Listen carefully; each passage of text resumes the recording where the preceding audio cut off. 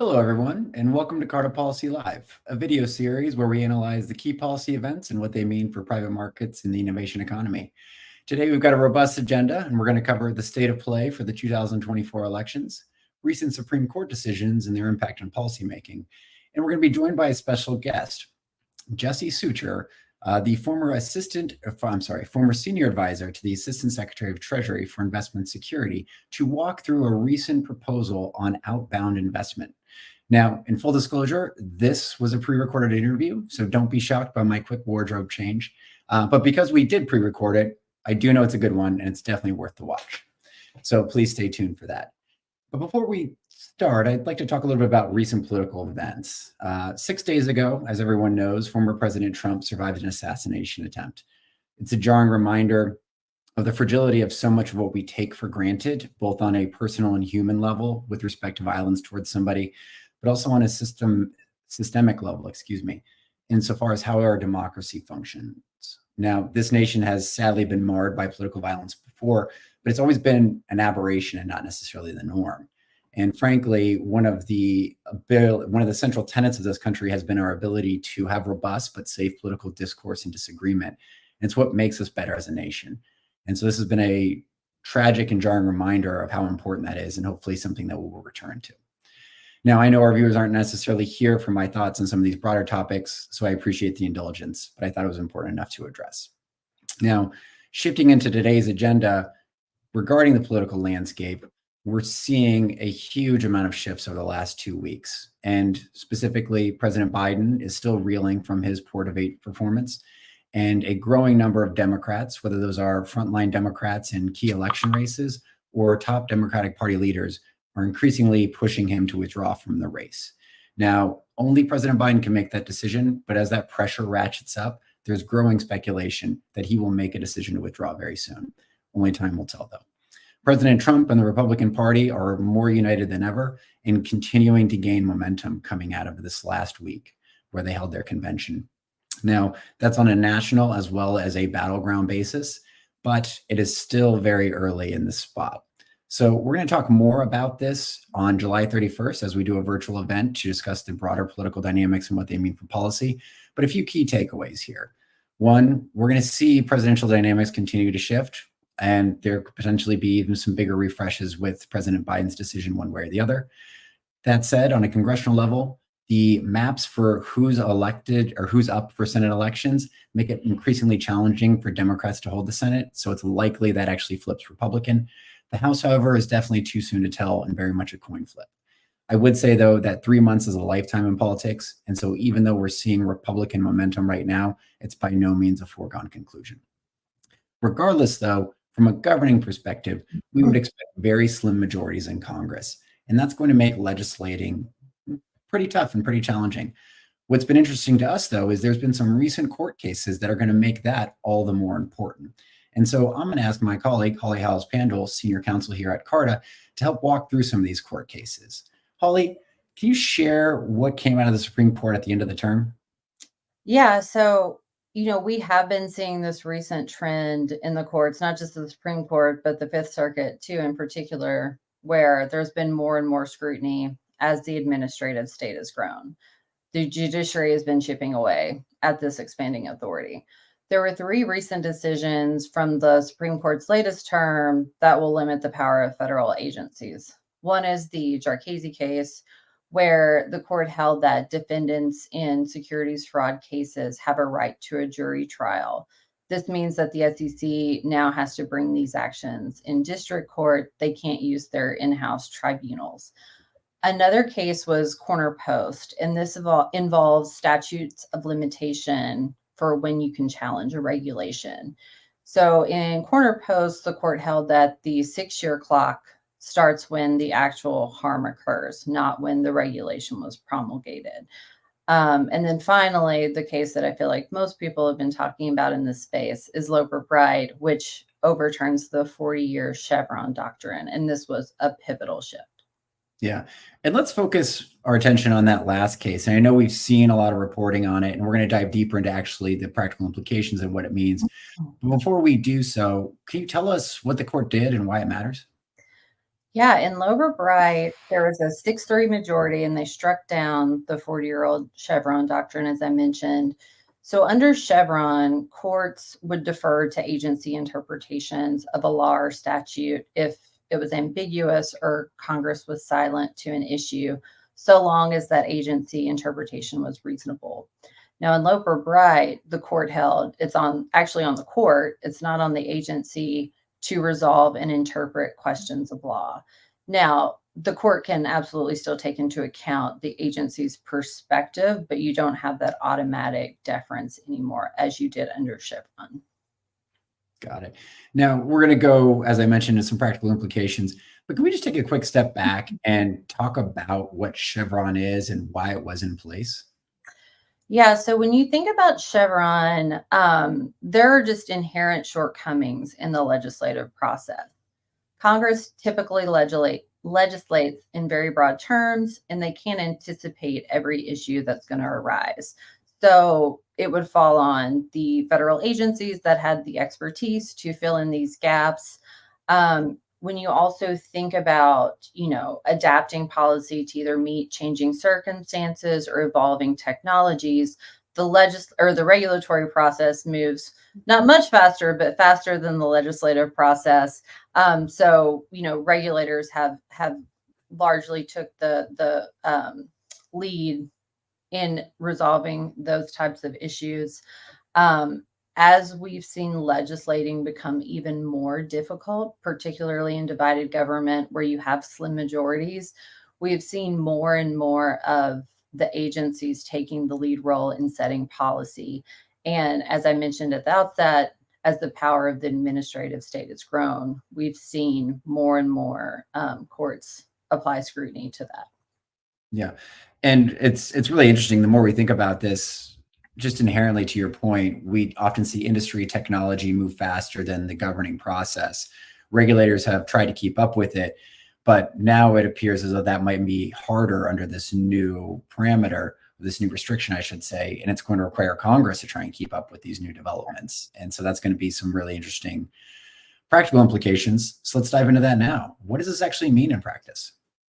So I think we won't see the broader implications or the full scope of the broader implications for some time. But this decision will undoubtedly force regulators to both evaluate the rulemaking processes in light of Chevron being repealed, and then those items that are currently sitting on their regulatory agendas.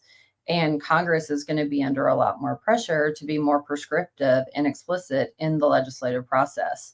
Um, I think the other big implication is, what does this look like from a certainty perspective? If you have, there's 94 district courts and 13 appellate jurisdictions. If you have every court interpreting this in a different manner, there could be uncertainty in that aspect. Now, the Supreme Court did try to address some of this to prevent disruptions to settled law. In that this was a prospective, not a retrospective manner. So regulations that had previously been upheld under Chevron would still stand. Yeah. And you talked a little bit about this on the legislative side, but let's go and elaborate a bit more. What is this going to mean for legislation and legislating from a process perspective? Well, we were both former Hill staffers. I think, one of the issues is Congress actually understands the concept of Chevron deference, and to the extent an issue was not addressed, I think, there was a thought process in that drafting that, well, the regulator would just fill that in. Now, if you want certainty there, that's no longer the case. Congress is going to actually have to build the record and be pretty prescriptive and explicit in how they write those statutes. This is going to require more input from industry. This is going to require more and more coordination with the regulators. And then, we're going to have to build the record around that too. So it's, hearings, various letters, making sure that intent is reflected. So if there is a question or an ambiguity, we can provide more certainty into that, how a court may or may not interpret it. And that would be in an absolutely ideal world where governing works as it's supposed to. we can make some of those assumptions, but we can also assume there's going to be some suboptimal outcomes there. What is this going to mean from a regulatory perspective? Yeah. So as I mentioned, I think regulators are going to have to take a look at, their rulemaking process, particularly, items that may trend more controversial, or if there isn't that clear, explicit grant of authority from Congress.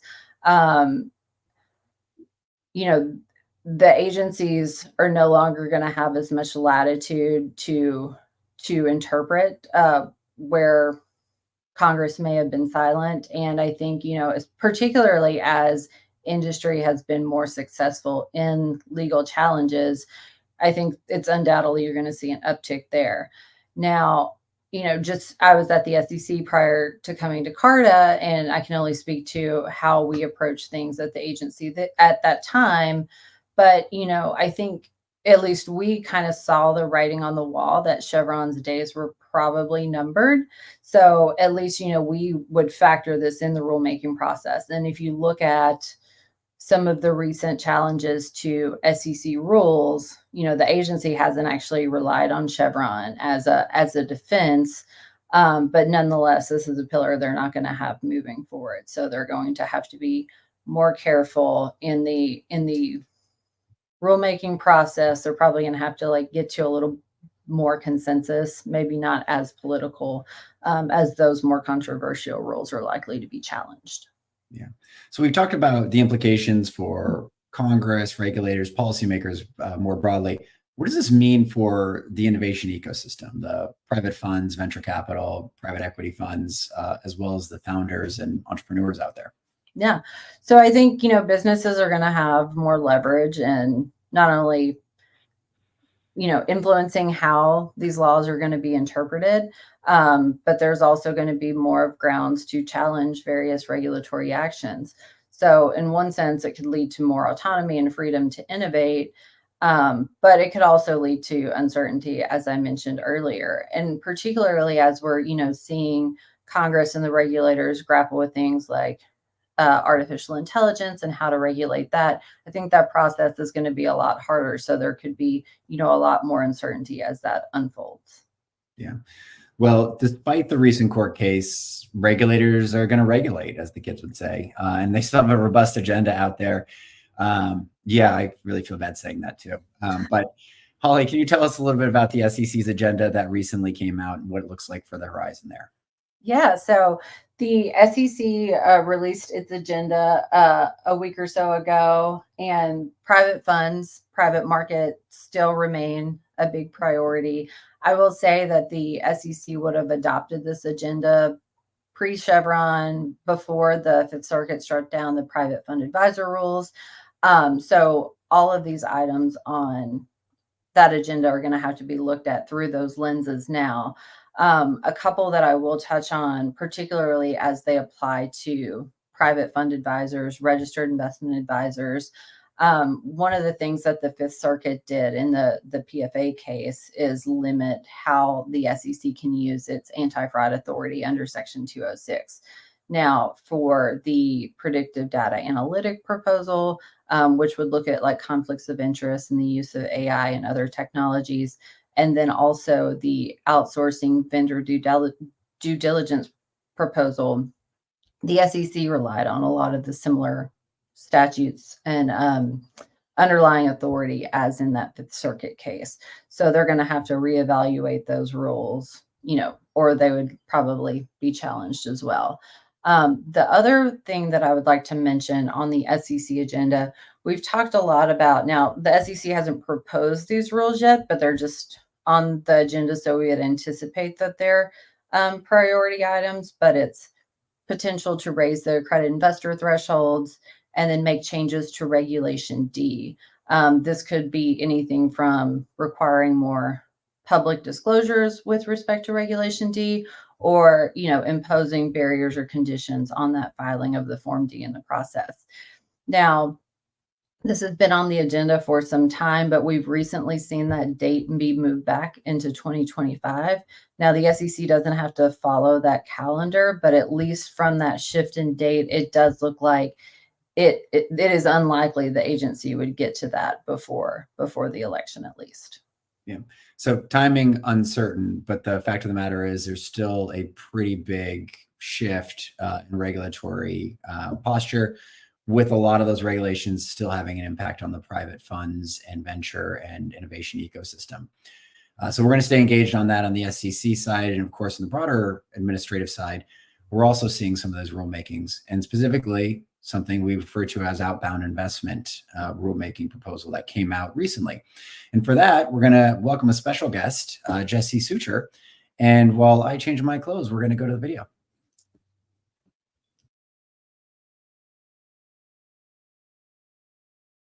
As previewed, we're joined today by a special guest and friend of Carta, Jesse Sucher. Jesse recently held the title of Senior Advisor for the Treasury Assistant Secretary for Investment Security, the office at Treasury that currently oversees the outbound rulemaking, and today serves at Charles River Associates, a consulting firm that helps clients create and enhance and implement compliance programs across a range of issues. We're here today to talk about a proposal that's come out of the Biden administration related to outbound investments. Last month, the Treasury Department released a proposal that would affect U.S. investments into key areas, semiconductors, quantum computing, and artificial intelligence, with relation to countries of concern. Now, this so-called outbound investment screen would be done through a notification regime, and in some cases, a prohibition on certain investments. Jesse, much of this rule is targeted at private funds, venture capital, private equity, and many of the people tuned in today work in that world. Can you talk a little bit about how this would apply to them? Definitely, and thanks for having me. Before we get started, I just want to make clear that these are just my opinions. They don't reflect the views of my firm or the U.S. government, obviously. But that's right. Certain private funds really need to pay attention here. They are going to be the main focus of the program. The program is going to affect strategic investment decisions, limited partnership arrangements, and the way that U.S. persons operate at non-U.S. funds. The whole program is really meant to target the intangible benefits that accompany capital when it goes abroad. So it can be tricky to paraphrase highly technical regulations, and seemingly every term that's involved is going to be associated with a pretty specific regulatory definition. But I can certainly talk you through what investors need to know. Great. Well, that's definitely what we're here today. So we are, as mentioned, focused very much on the private equity VC space here. We've talked a little bit about how this rule is aimed at them. Can you talk a little bit about how they should be thinking about approaching this and what they should start preparing for? Sure. At its most basic, this program will prohibit or require notification for certain investments, both into China directly, as well as to companies with exposure to China via their ownership. And that's only if the target companies, the underlying targets of the investment, are involved in three specific sectors: semiconductors, quantum, or AI. Many forms of investments are going to be in scope. That means equity investments, joint ventures, debt financing. The key issues come down to the involvement of a U.S. person in these deals, and even certain investors that might consider themselves passive will have to pay attention. As we'll talk about, one of the upshots of this is essentially the imposition of a knowledge standard and due diligence to force U.S. investors to think about this kind of thing on the front end, and you're going to have to keep your records. One thing to make clear, though, is that this is not reverse CFIUS. There's no case-by-case review. These are categorical restrictions on outbound capital, which the U.S. government is justifying on the basis of national security. Let's dive deeper into one of those areas that you talked a little bit about, artificial intelligence. That's obviously an incredibly popular area for investment right now. Can you talk more about what's included within that sector? Sure. AI is one of the three sectors of focus. At present, some AI investments would be outright prohibited, and others will require a notification. The government is looking at AI as a national security risk really in two ways: end uses and compute power. And this is a bit of an evolution in the way that the proposed rule has taken shape over time. So on the end use example, for AI designed exclusively for military, government intel, or mass surveillance, you're going to see a prohibition. If these end uses are merely possible, but not exclusively the focus of the AI's design or intent, then the government wants a notification. So exclusivity is kind of being offered as a bright line. In addition, the government is giving a bright line based on the quantity of computing power used to train the data, flop in the industry. And they didn't choose to go by the nature of the data or the complexity of the algorithm, for example. I'm told that flop is basically a placeholder, right, for power. And so the government's still soliciting feedback on this bright line, this version of a threshold. I'll just offer by example that the proposed minimum in the proposed rule that would be a compute threshold whereby anything greater than that would require a notification. That's roughly what you see with ChatGPT 3, which has already now been surpassed. So they're looking at what would be more advanced than that when thinking about what transactions would require a notification, and then certainly a prohibition. So stepping back and considering the proliferation of the term AI in marketing material, you can see how easily fundraising buzzwords might become regulatory buzzsaws. Everyone is saying they deploy AI in their products these days. Will that change? Will that begin to hurt deals? Just to give you a hypothetical, a prospective US investor would need to notify Treasury of an investment where AI was intended to be used for things as commonplace as cybersecurity or digital forensics. And a US person would likely have knowledge of that investment's purpose if they could have known that through reasonable diligence or inquiry. So AI really is going to touch on a lot of things, as we already see, and it could begin to complicate deals. That's really helpful, not only as a conceptual overview, but actually walking through what those direct implications could be on investments. And can we talk a little bit more about that process? Let's assume you've done the diligence and the investment you believe is in scope. You mentioned earlier, this isn't a reverse CFIUS process. But what does this process look like? So in terms of deal parties engaging the government, I think Treasury really expects or hopes for minimal process, unlike CFIUS. If a deal is prohibited, you just can't do it. There's no real room for licensing, for example, the way OFAC works with parties. If a deal requires a notification, you'll be able to submit that up to 30 days after the deal. But we don't know much about what that will look like in terms of process. There's news, and you can look into federal contracts to see that Treasury has selected some IT workers to begin working on an intake system for the notifications. Those who are CFIUS practitioners out there will be familiar with the tools that were developed for that. So the government really wants the process, though, to happen at the early stages of a deal life cycle in the form of due diligence, and for parties to take that on. The government isn't necessarily looking to be involved in that back and forth, but they will go check your diligence, and they will reach out about deals that they're interested in and learn of. I think really the way that the regulations have been carefully calibrated and really detailed is a reflection of the government's really earnest attempt to get this right, to minimize confusion and to lower their own oversight burden at the end of the day. Whether that's possible, I guess, remains to be seen, but the better feedback that industry can give now, the more certainty they can hope for when the rule takes its final form. And again, over time, the process may actually be learned and ingrained through how the government chooses to enforce this. For example, Treasury has signaled certain expectations regarding deal due diligence and documentation, right? So think pitch decks, marketing letters, transaction documents. Future penalties for failures in this regard will help be instructive for other deal parties about what the government standards are. And also the government, since the EO has been clear that it will retain the ability to unwind a prohibited transaction, which is another form by which I think enforcement could end up informing process for those who learn the lesson both the hard way and for those who see how those companies have learned that lesson. Should any deals eventually be unwound, it would be a strong signal, I think, to the deal world about how to build a process to avoid a similar fate. Yeah, so if I could maybe repeat a few things back to you. You mentioned knowledge standard earlier. From that, I'm assuming that you can't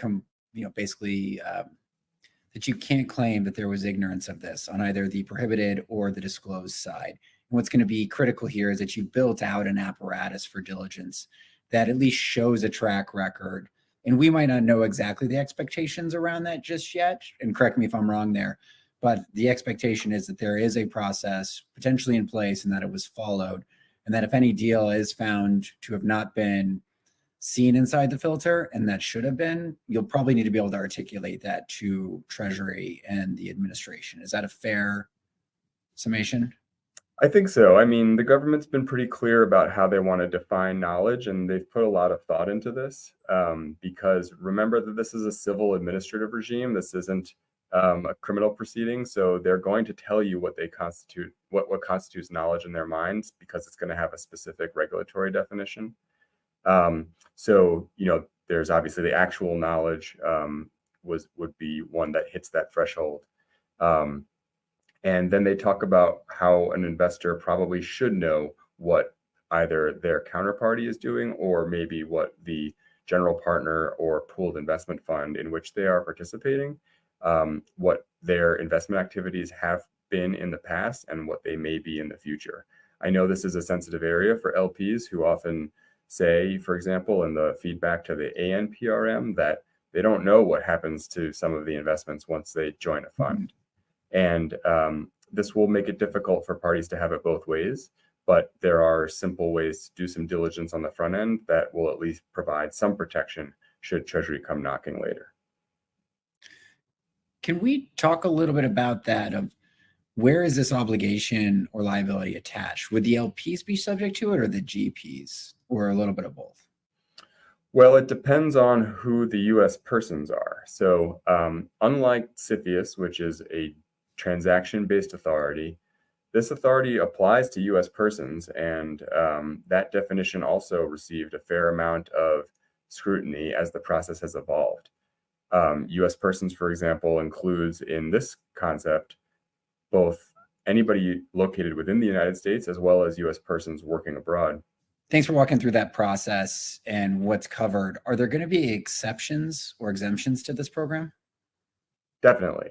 This program has been careful to carve out a few things that are important, right? Publicly traded securities and intracompany transfers are not going to be, for the most part, considered in scope of this program. Total buyouts also by U.S. persons would also be accepted. And the thinking here, right, is that taking an overseas entity into U.S. ownership creates a fundamental change about that underlying business that theoretically addresses some of the risks that gave rise to this program in the first instance, right? The risks of technology transfer or an adversary taking advantage of an overseas company. So the other exceptions in the form of publicly traded securities are to ensure that the idea that passive capital is really still permitted to flow freely.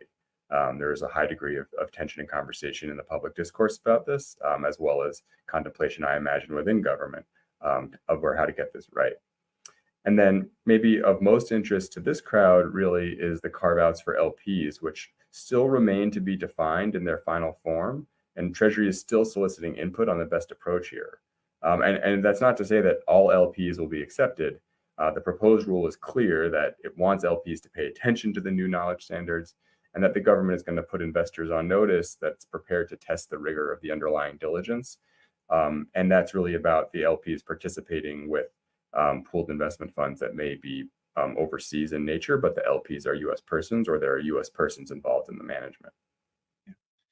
And one of the big questions I know a lot of folks in industry have had on the what's in, what's out, exception, exemption piece is, what about deals in flight? Yeah, so Treasury has not indicated any intention to have this be retroactive. I don't think that's in the executive order.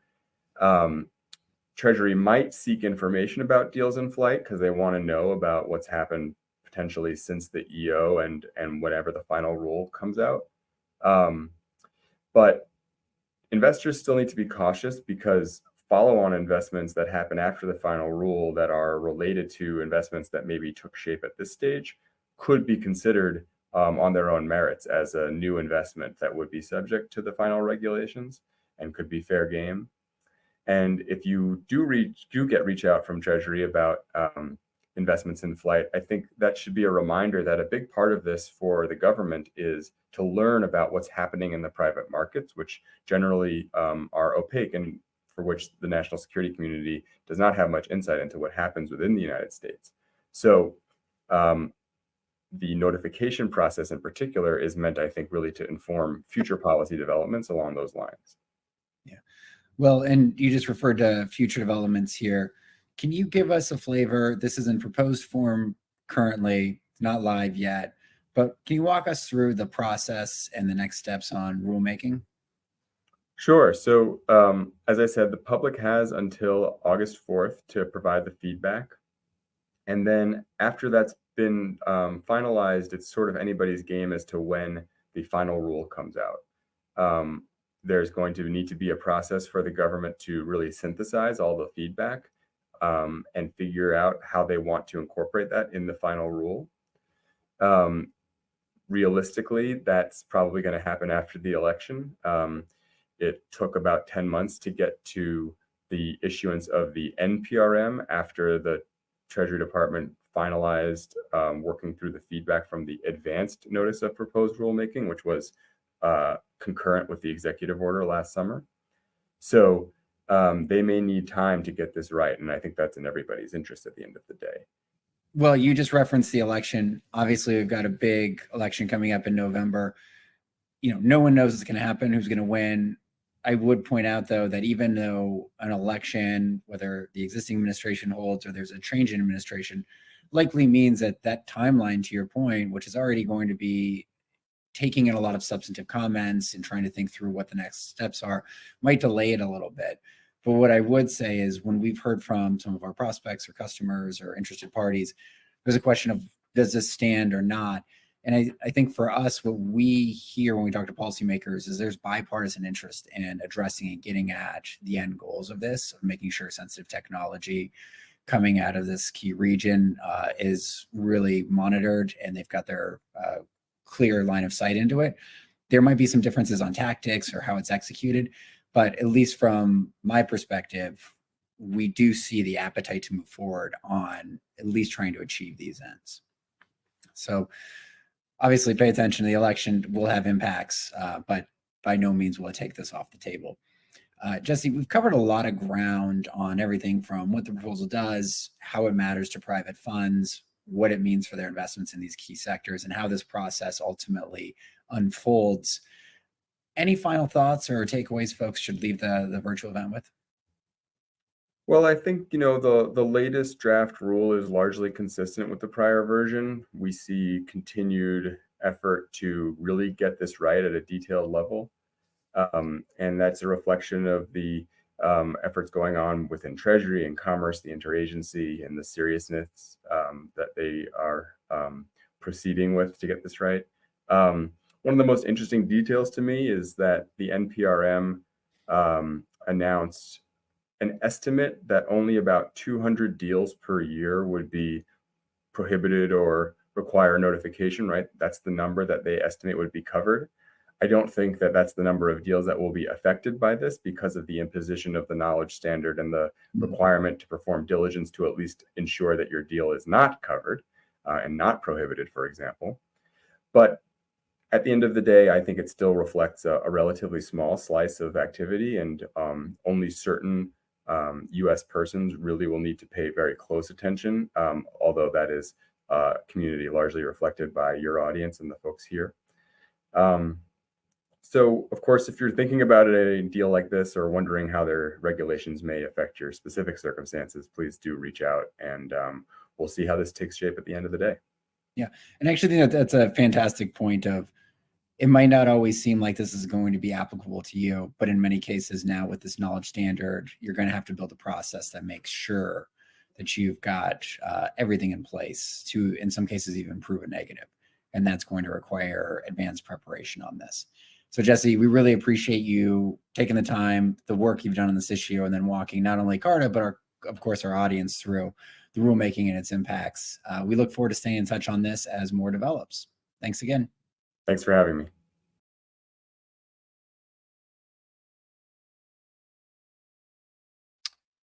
Everybody, thank you for joining us. And I want to thank Jesse again for sharing his expertise and Charles River Associates for all that they've done on this front.